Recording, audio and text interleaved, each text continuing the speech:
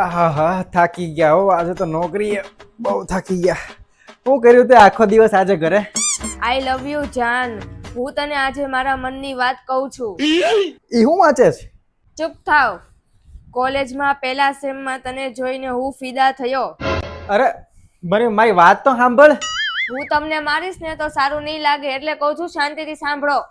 હવે તારું જો પૂરું થાય તો હું કઈક બોલું.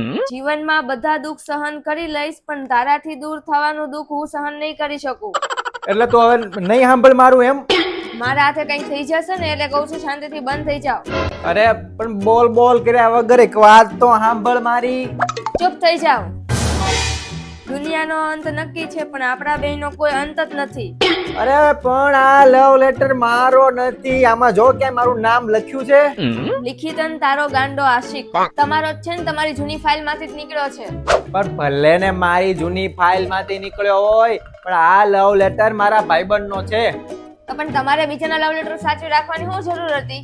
હવે તું બધી વાત જવા દે, સાઈડમાં મૂક બધી વાત. તું ખાલી એટલું કે તને મારી ઉપર વિશ્વાસ છે કે નથી? આ લવ લેટર પકડાયા તો એમ કહો છો કે ભરોસો કેટલો છે? પકડો તમારો લવ લેટર. લાવા તો હું જ રાખીશ. અને એમ કહો કે આ દિવાળીએ ક્યાં ફરવા જવાનું છે? આ દિવાળીએ કાંઈ મેળ નહીં આવે હો ભાઈ, અત્યારે બહુ ખર્ચો થઈ ગયો છે. આ જુલી ભાભી છે ને એને લગ્નને 10 વર્ષ થયા તોય ઈ લોકો આ દિવાળીએ જવાના છે ઉદયપુર ફરવા. અને અમારી તો આ પહેલી જ દિવાળીએ છે તોય તમે ક્યાંય નથી લઈ જતા મને ફરવા. એ બે એકલા જાય છે કે છે કોઈ? હા ઈ બે એકલા જ જાય છે. અરે શું મનીષા તું હું તો મસ્તી કરતો હતો ખાલી. મને એમ હતું કે આપણે બે એકલા જવાની તું વાત કરે છો. મને નહોતી ખબર કે આ જુલી ભાભી ને ઈ બધા જાય છે એમ. હવે એક કામ કર, એને કહી દે કે આપણે બે આવશું એમની સાથે. ઈ તો હું ખાલી અમસ્તા જ કહેતી હતી કે જુલી ભાભી ઉદયપુર નથી જતા, ઈ તો ગોવા જાય છે. હા એવું છે એમ ને. અને મને આમ તો મનમાં એવું થતું જ તું કે એક વાત કહું તને હું.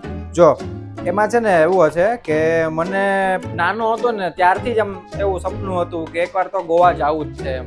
ખોટું સમજે એવા તો કામ કરો છો. ખુલ્લે આમ તમે જુલી ભાભીના પાછળ પડ્યા છો. અરે એવું કાઈ નથી. તું મારી ઉપર આવી રીતના તું વાત ન કર, મારી ઉપર શક ન કર. આપણે બે એકલા જાશું ગોવા બસ. કેવી રીતના ગોવા જશું? તમે તો હમણાં એમ કહેતા હતા કે મારી પાસે પૈસા નથી.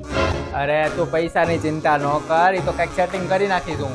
એક વાત કહું તમને ખોટું ન લાગે તો, જુલી ભાભી ને લોકો ક્યાંય નથી જવાના, ગામડે જ જવાના છે. એવું તો તમને ખોટું ખોટું કહેતી હતી. આપણે જઈએ ગોવા જવાની તૈયારી કરું? હા દર જુલી ભાભીના ચક્કરમાં હું અમથે અમથો લેવાઈ ગયો.